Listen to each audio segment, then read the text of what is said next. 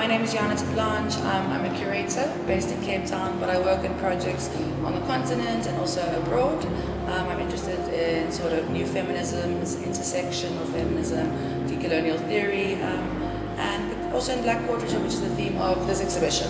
I'm Anelisa. Mangcu. I am a South African curator, an interdisciplinary art practitioner.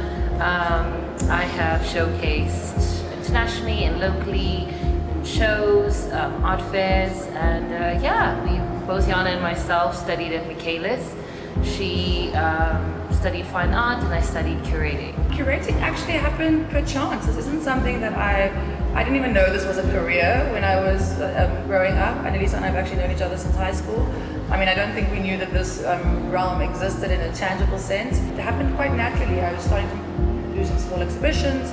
Then I entered the commercial gallery space and really learned on my feet and learned to just love the space. And now I've exited the commercial gallery space and I work independently and also on projects. And I also work for an art foundation in Lagos, Nigeria, called the African Artists Foundation. So it really happened quite organically and mentally. Very similar to Jana, what they teach you in school is just not always what happens in the real world. So when we both run ourselves within a gallery structure, we learned a lot on the job.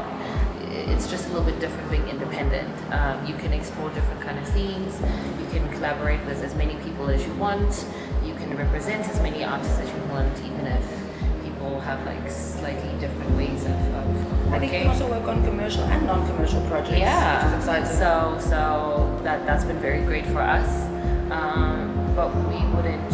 I mean, there's some of these works are from artists that are represented by galleries. And galleries are very important, kind of part of the ecosystem. Yeah, we heavily rely on them, and I think they heavily rely on us. And it's really a cool kind of ecosystem that we have available to us. I do try and go into a project knowing who I am as a curator, knowing my voice, being open to learning more and expanding my practice, but definitely going in intentionally.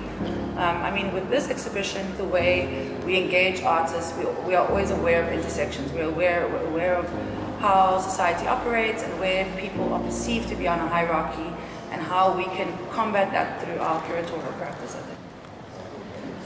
We try and make sure we at least do a studio visit twice a week, just to keep our feelers open and just to have an idea of what people are doing, so that when a project comes, we can think back to the people we really want to work with, because then we are essentially aligning ourselves with people who share the same values, who are trying to communicate the same conversation to the audience.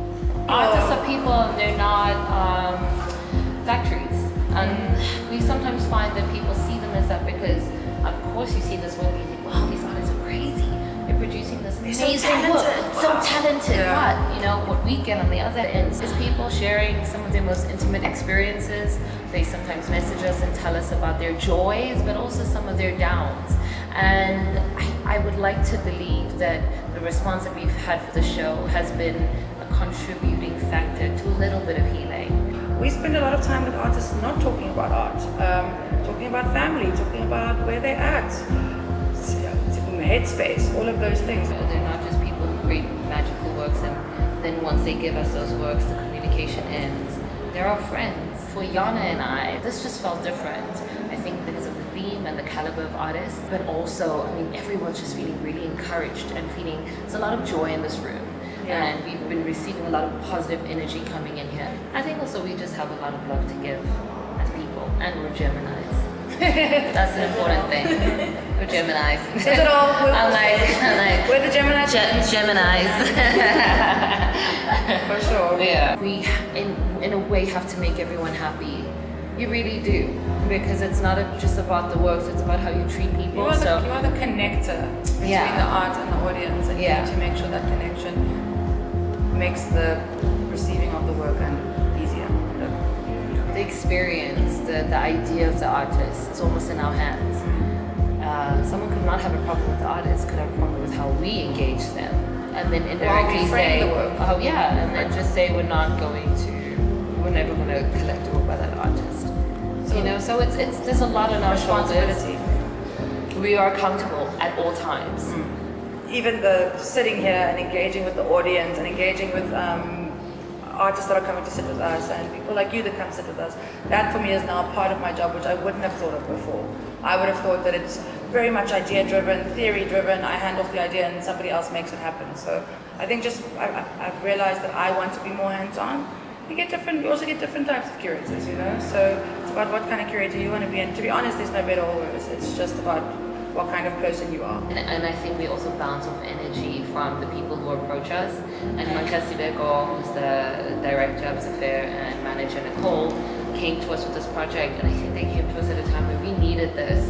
You know, we needed it emotionally and spiritually.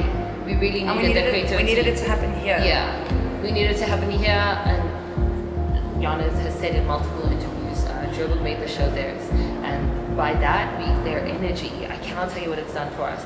We should be tired, but we're not. I mean, we're like sleepy every now and then, but our cup is full, and we're running on energy because we know if we continue doing the work that we're doing, we will have audience members, collectors who are inspired and happy, and artists who feel represented in the right way. There's a few stories. I think one of my favorite is that Kabela spent the whole week here with us. The whole week. He's one of the artists, and we are big admirers of his work. I mean, we've both worked with him individually, and so it's wonderful to work together.